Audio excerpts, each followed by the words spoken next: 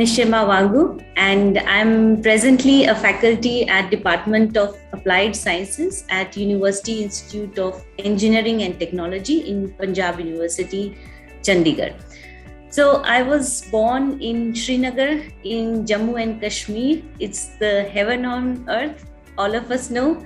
But I was brought up in Chandigarh, the city beautiful, because my parents were here, my whole family was here.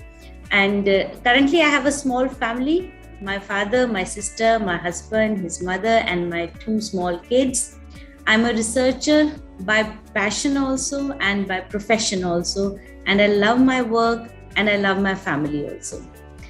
So as I told you, I was born in Srinagar, but my mother, she got her first job in the same time, and we had to move to Punjab. So because her job as a teacher was in Punjab, so she took me also along, newborn baby with her. So at that time, of course, I was a baby, but now I can understand that the struggle part had started for her, and she was the main source of inspiration throughout my life. And whatever I think I am today is actually because of her. So I've spent almost all my life in Chandigarh. Here, my schooling was in Chandigarh. My parents actually, they worked very hard to bring us two sisters into the best of the school in Chandigarh. We had a huge joint family, and my father was the caretaker. He was a sole bread earner, and we were only two daughters for him, no brother. But this was never ever a deterrent in his mind that he would not send us to the best of the school, have the best of the education. So even my mother, she worked hard outside the city. She was not here in Chandigarh with us. But we had a very good family, very good bonding in the family. And from my childhood itself, I saw the work-life balance with my mother also and with my father also, the kind of independence my mother had, the kind of trust my father had on my mother at that time. I'm talking about 40 years ago, 42 years ago. So we were brought about in a very gender neutral kind of a family.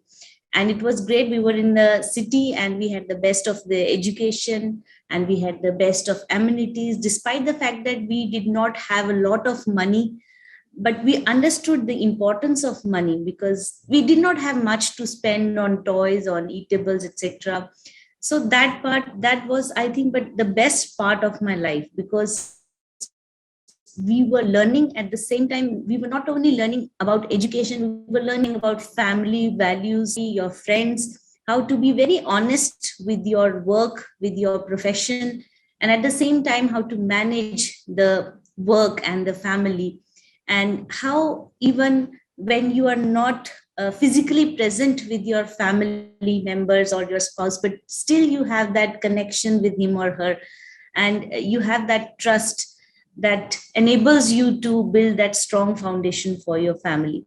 So that, I think, was the best part of my life. Even after that, after my schooling also, I went to university, Panjab University in Chandigarh. I completed my MSc honors in chemistry from here, Panjab University. And then I went for PhD in CSIR IMTech. It is in its Institute of Microbial Technology here in Chandigarh itself, along with Panjab University. I did my PhD from there. And again, because my mother was also a PhD, and my father was a double MA, so that education build up, that base was very strong. So they always pushed us to be the best in education. And so we never felt that as girls, sometimes people say that you don't need to study so hard, you will not get a good match. But I had never ever heard any such statements in my whole family throughout my career. So I completed my PhD from a very good institute. I then did my postdocs from Nanyang Technological University, Singapore, and Northwestern University, US. And unfortunately, I lost my mother in between in 2002. But even at that time, even after her surgery, she survived for 2 years after her surgery. I could see how strong a lady she is. I mean, and even at that time, she was caring about us only, that uh, how we will survive with this life and all that. And I think the part that she was away from us during our childhood, she actually indirectly or unknowingly, she prepared us for the rest of her life, that we would be probably living without her. I'm sure she was not knowing all this, of course, but we were. She had made us so independent that her void can never be filled. But she had prepared us for that, for this part, that even if when you have to live alone, you have to survive on your own. You don't actually need anybody's help, or for any kind of from any kind of, like, for any finances or any emotional help. You don't need to depend upon anyone. So she had left that mark on us, and she had prepared us two sisters very well. So I think I'm highly indebted to her and to my father as well, because he was the one who managed us when we were small, when our mother was working in another city. So all the parenting part, going to the PTMs in the school, preparing us for the school, getting us ready, making us do our homework, everything he took care and took care of. And but he never blamed my mother for staying away from us, because he knew that she was actually helping us monetarily. Also, she was helping us to go to the best school. So yes, that part I can never forget, that how parents play this significant role in your life, which goes on forever. And she's actually my role model, and she will be forever my role model. Even now also, I can feel, as a mother also, I can feel what how difficult it would have been for her to stay away from her kids. And she would meet us only thrice in a year. She was a teacher in a school, so she could come only during the winter break or the summer break. And I still remember, we have those fond memories, and we used to enjoy a lot with her. And I could see that she was living in a place in 1984, when there was terrorism also in Punjab, and she was living all alone and fighting it all. And she was very brave. And my father also had full trust on her, that she would be able to manage everything on her own. She was a Kashmiri living in a Punjab, rural Punjab area. She was not knowing how to speak Punjabi, but she was managing because she was very courageous. So this was about my brief introduction. Okay, so I did my PhD here from Chandigarh, and then after my PhD, I did my postdoctoral studies in nanoscience from Nanyang Technological University, so and Northwestern University in Chicago. So I could have the chance to meet other people, how they work, totally different environment from here, but I got more research opportunities, more exposure. And my interest, my passion in research actually multiplied many folds when I went there, and I saw what all we can do in this area. Though I felt at certain places, because at that time I was already married, I felt that still there is some discrimination. I would be very open about it, because at the same place, my husband used to get more salary than me, though we were educated equally. So I still feel that this thing should be addressed, that when you are at the same educational level, gender should not matter over there. Anyway, so when I came back from there, I joined as a project scientist at the Department of Biotechnological Institute in Mohali. And that was again a research area which I joined. So that was for a very brief span of time. In between, while I was working there, I was selected for a Department of Science and Technology Inspire Faculty Scheme. This is a DST Inspire Faculty Scheme.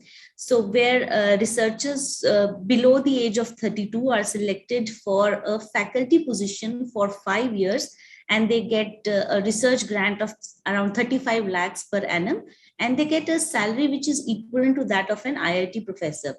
So it was very good, because that was the major turning point in my professional career. I was young, but yet I was getting a faculty position and a research project which probably other faculty members would have taken maybe 5 or 7 years after they started their careers.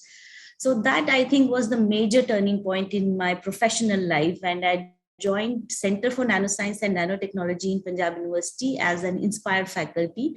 And I started my own research, my own lab from the very base, from the scratch. I built up from the pipettes and beakers to high-end equipments. I purchased everything from my research grants. Now I had PhD scholars working under me. I could guide them. I had project assistants. So I started publishing from my own research group. So I could do the experiments which I always wanted to do work on the research field which I always wanted. So this was really good in that sense, that I had the independence which I always wanted to have, to work according to my own interest. And I had a team. I could build a good team. I could build a good lab there with this research scheme and with the amount that I was getting for the research. And yes, that actually drove me deeper into research. And I could actually prove that I proved that a woman can actually build up everything on her own without the help of her father or husband or any other senior male or female colleague, whatever. So it is possible for a young woman to achieve her dreams. So that was the turning point, and that actually led to many more things. I later, after completing my, not even after completing that tenure, in between that tenure, I was selected for the assistant professor position at UID, where I am today. And I was shifting from a science institute to an engineering institute. Although I was in the applied sciences division, but I was shifting to an engineering institute. So the feedback that I was getting directly or indirectly was that this would be a dead end to my research career. I can never forget this line. So somebody said that this would be a dead end for her research career. She's joining an engineering institute. Okay, so I took it as a challenge, actually. I took it as a challenge, and I joined that engineering research institute and again started from the base. I built up my lab again. I then shifted my whole stuff over there, all my research equipments, and my research scholars came with me. It was very difficult. It was very challenging because there was no one who had already done that in that particular institute. So, and for a newcomer, and that to a female, to do that was very not so welcoming in the view of some of my colleagues, but some of them were really helpful, and because of them I could, and with their support also, and with that strong desire in my mind and my passion to continue my research and to prove that thing wrong, that this would be a dead end to my research career, I started my work. And it went off very, very well. And I've got many research publications now. I've completed over 10 research projects till now. I started in 2015 here, and 2012 I started with Inspire faculty position. So in this short span, I have had projects from almost all the government agencies, and we are publishing in very good research journals, high impact international journals. We have had 2 patents also. So it was, so this journey was actually, there were challenges at every step. But now when I look back, I feel that those challenges have made me more experienced. And I'm happy that those challenges came into my way. I've learned so much from those challenges. And now I can see that when my own research scholars, they join me and they listen to these stories, they also learn and they also get inspired. And when they get inspired, I really feel very happy. I can remember one incidents which I would like to share here was that I was going to have my second child. And just a day before that, there was an interview of a PhD scholar who wanted to join me as a PhD student. So she was probably thinking that I won't be coming or something of that sort. But I was there in the interview. I took her interview. and she joined with me. And later on, once she told me that she was speaking to her mother, and she was telling her mother that look, my supervisor came there, she had a surgery next day, but she came over here. So her mother told that, see, if your supervisor is so dedicated to her research work, and she's helping you so much, then you should also prove that you will also work equally hard and pay this back by publishing in good papers and working honestly, and with the support of your mentor, you will achieve good. So that thing actually inspires me to even be more better, so that my students, they learn from me and they are inspired. That is why I prefer to take female researchers. I don't ask them when you are getting married, so that so I think they should be given the freedom to decide whatever they want to do in their life, when they want to get married, when they want to have kids. That should not be related to their work, to their profession. We should be supporting them, allowing them to carry on with their life's decisions. And as a mentor, I always encourage them to join me, to work hard, and I would give my best to them. In fact, I had in 2020, we started a program called Women in Science here in Panjab University. So, ironically, this was the idea of someone who is a professor from Department of English, because she was the Dean International Students. Yeah, and there was some application for some international fellowship, and she noticed that there was no application from our university from female researchers. So then she contacted me, and she shared this idea with me that let's start this forum called Women in Science, where we would showcase the achievements of women researchers in and around the city. So we've had around 15 webinars till now, and where we had invited many researchers, female researchers, who shared with us their stories, their journey, their life, what they faced in their life, and how they overcame all those struggles. And like, for example, I also felt that there's a lack of role models. So that thing we wanted to cater. We wanted to show people, to the young girls, that yes, we have role models, and you can learn from their lives and be successful in your work as well as in your life, and how to maintain that work life balance, which is, I think, the need of the hour. The Women in Science program, which we call WISE, we started in 2020. And since 2020, so the first program that we held was offline, but then that COVID thing happened. So we had online webinars. In fact, the online webinars, we could actually get many more scientists and many more researchers, female researchers. We were able to learn from their stories, and they were very good. They opened up their whole life in front of us. We had interactions with young girl students, research scholars, even with the faculty members. They were discussing with them. And yes, those webinars were really, really very helpful. We are even continuing with this right now. Now we'll go back to the offline mode. It's exactly not a milestone, but it's an inspiration from a professional that I would like to share. He's late Professor DVS Jain, Professor Dharamveer Singh Jain. So he was a very renowned professor in Department of Chemistry, Panjab University, and he was our teacher also in BSc honors when we were doing an honors in chemistry. But at that time, I was not very. I did not meet him very often, but later when I joined as Inspire faculty, I used to meet him a lot. I used to take advice from him, and I was really very impressed from his life. He had dedicated all his life to research, and after that, he was not after money. He devoted, I think he he donated rupees 50 lakhs to the department from his own account, so that that funding could be used to develop a trust. He bought an X-ray machine for the dispensary of this university, the medical dispensary. And he always used to say that you work hard, your work should be full of integrity, and you should work honestly, and just don't worry about what other people have to say about you, because there will be always someone who will speak not so nicely about you. So just focus on your own work. Don't worry about what others have to say to you.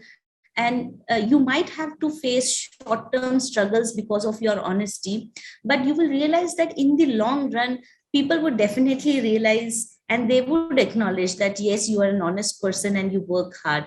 But that would definitely mean for the shorter period of time you would have to struggle a lot, and you have to face a lot of maybe prejudices and maybe a lot of criticism. But at the end of time, you have to be honest to yourself, true to yourself and to your family. So I think, yeah, that person, I can never forget him.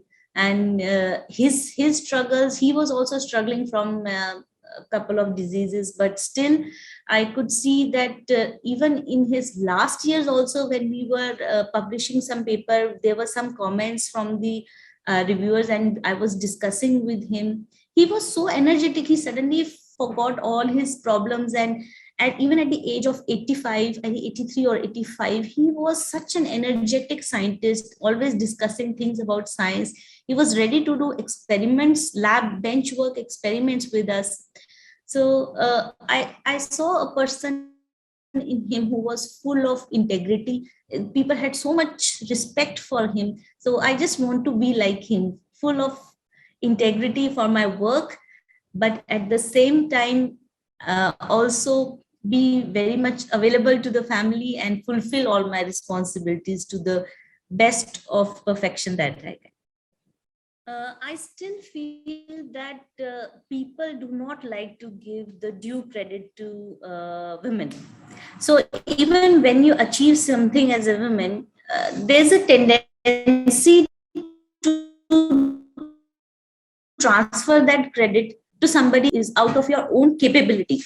You will always be commented that, for example, when I got my job, permanent job, when I got my Inspire faculty position also. So even my own very close friends used to say, okay, this job you might have got because your husband is in the same institute, or you're getting this Inspire faculty position. As females, we also don't acknowledge the achievements of our fellow females. So I think that should definitely change. Whenever we have an opinion, if two people are sitting, one is male and one is female, even if an academic meeting or some sort of a meeting is there, I don't know, there's some subconscious bias in our minds that the same statement, if it comes out from a male, it is given more importance than when it comes from a female. So that subconscious bias, I think that is a problem. Even now, it is a problem. We face it almost every day. Almost every day. I feel that a female, even whether she's a researcher or whether she's a teacher or whether she's a doctor, she's not being taken as seriously as her male counterparts. And when a female who is safe on a maternity leave, she comes back after that, her performance is doubted. So that doubt should not be there, because as a female, she has multifold duties.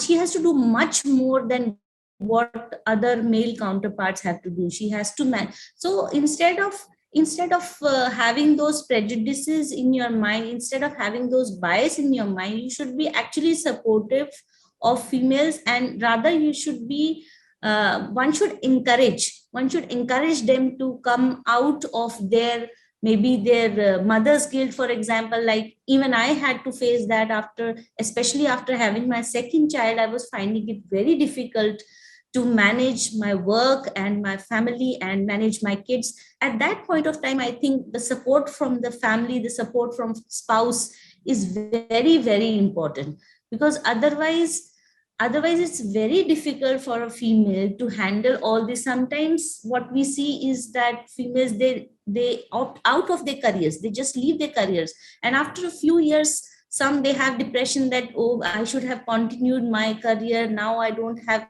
anything. So that time, I think the society, the family should be supportive, because as we say, it takes a village to raise a child. but at least not a village, but at least 2 3 people should be there to support her when the kids are small, especially at that time. I think that's the toughest part, and I think it takes only 5 or 6 years. After that, everything is okay when the child is independent, and that's the most crucial part. It is important for the parents to be equally responsible, both the mother and the father, for the kids, to raise the kids. So what I can tell a young Nishima, if I could go back and say to her, I would first of all tell her to relax. I would tell her to relax in life, and I would tell her that she is not a superwoman. Nobody can be a superwoman. She cannot do everything on her own, and it is perfectly fine if she asks for help. That is perfectly fine. It is not that all the responsibilities are for her only. So I would definitely tell her to have a good time, relax, chill, everything would be okay. I would also tell her that if she doesn't do work for one day, if she takes an off, the world will not come to an end because of her. She's not that important. I will tell her to spend more time, especially with her parents, with her mother. I would tell her to spend more and more time, have a good time, have a nice time with her parents. And uh, I would also tell her that it is okay if she does not fit into any particular cliches, because no one can. Because there is nothing like a perfect thing. So there is nothing perfect. It's perfectly okay to be imperfect, as long as you are doing your job nicely, you are true to yourself, that is fine. So don't be too harsh on yourself. Take more care of your own self. Give yourself also more time. I think I never gave myself too much of time. I never gave myself too much of attention. That is one thing I would definitely tell a young Nishima, that you should give more time to yourselves and go for your own dreams.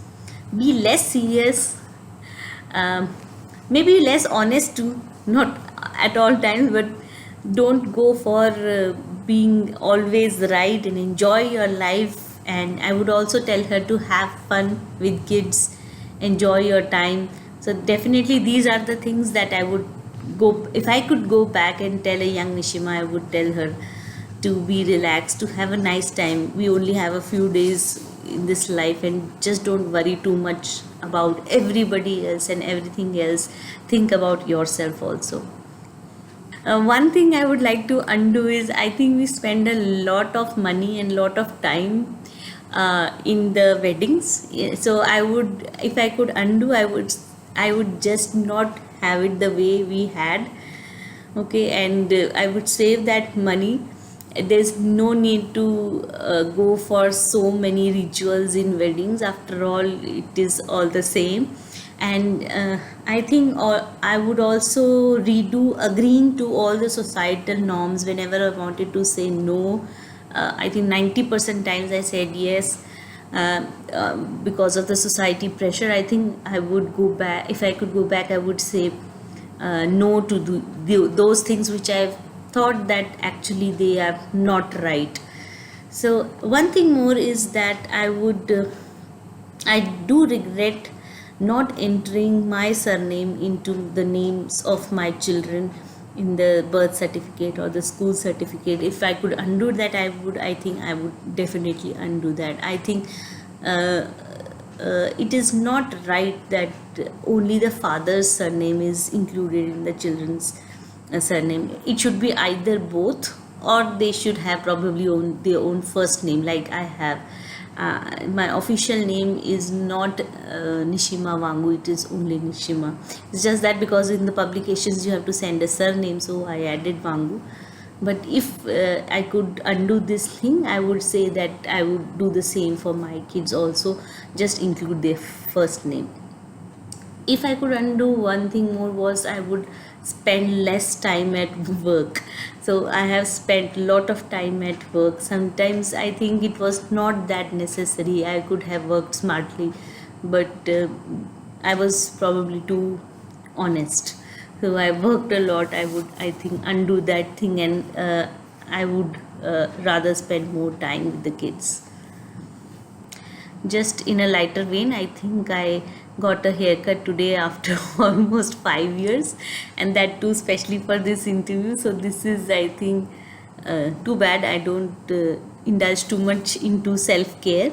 I think I should do that, self care or leisure. But yes, I think listening to music is what I do for leisure, and that too only while driving, because all the other time I have to listen to what the kids are listening to their music. So I don't actually do many things for self care. Let me be very honest.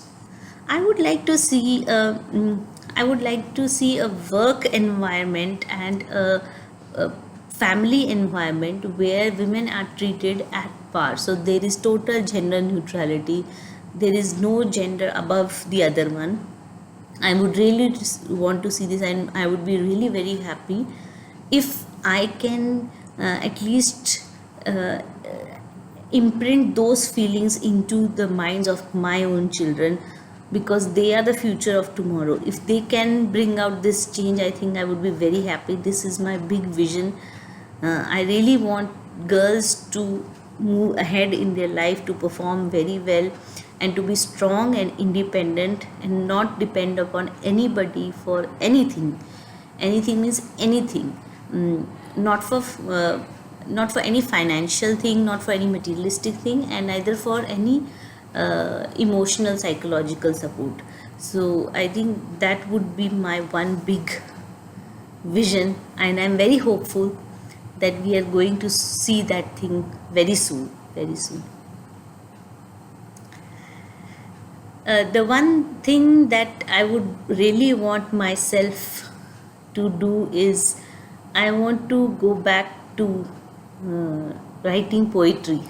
I used to write down poetry, do lot of poetry when I was young, and I used to send it to newspapers, and it used to get published in newspapers. I used to be very happy, and I used to pen down my feelings a lot, write a lot, and somehow I don't do it now. I think it's been many years since I have stopped writing. I would really like to do something like that. I would like to go into poetry. I would like to do singing. So these are the things which really give me happiness, and I would like to also do a lot more research. I am very hungry and very greedy for research, so I would like to do more and more research, particularly in the area of diseases, where we can fight these diseases which are really, really. These are now prevalent in almost all families, like cancer, etc. So I would like to work in this area and probably come up with some solution which is useful to the common man. It is useful to the poorest of the poor also. It is available, this treatment should be available to the poorest of the poor also. So this is one thing that I want to do myself, for myself: poetry, music, singing, and some more research. I think success and failure are two sides of the same coin. One should definitely experience both of them, success as well as failure. Okay, to me, success means something definitely which gives you immense joy and you feel good about it. At the same time, success is not something which is at the cost of your integrity. And to me, failure means something which you thought you could achieve but you could not achieve due to n number of things. And failures are often, I believe, the stepping stones to success. Only when you face failures, then only you can taste the real success taste. Then only it will make you feel sweet. Until and unless you have had some kind of failures, you won't realize the importance of success. So I truly believe that success and failure go hand in hand, and they are two sides of the same coin. So it is good to have experience of both success and failure in order to understand, in order to truly understand the meaning of the same. uh, The societal impact that I might have created is because of the work that I have done, not only in the field of education and research, but also in the field of outreach.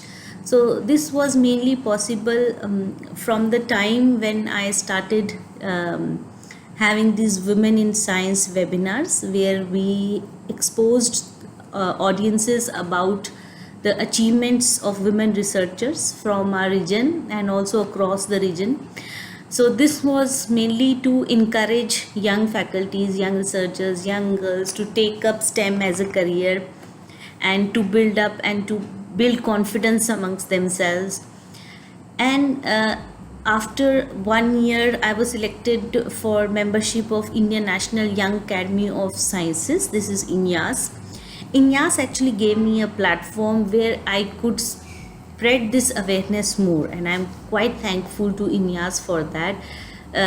They encourage you for outreach programs. In fact, they don't encourage, they push you to do more outreach programs, and there lies the possibility of disseminating this passion for empowerment of girls, empowerment of women in especially STEM field. This is what my main aim is, to empower the women in the STEM field, to empower the young girls to take up STEM as their career. So I think this is how I'm paying it forward, what I have achieved. And also by encouraging my own female students, postdocs, the researchers, the PhD students, to dream big and to work hard to achieve that dream, and to believe in themselves, to believe that they can go ahead and achieve whatever they wish for. And there is no dearth of opportunities for them. They should explore all those opportunities and work hard to achieve their goals. I think I'm living a sustainable life because my main area of research is where I develop new methodologies, mainly green methodologies, environmental friendly methodologies. So that is one part where sustainability is on the forefront. Like, we develop new materials which are environmental friendly, we develop new synthetic methods where we reduce the use of chemicals and we use green chemicals, where emission is less, where use of toxic chemicals is less. So this is how we as or my group as scientists or researchers is contributing towards developing a sustainable life.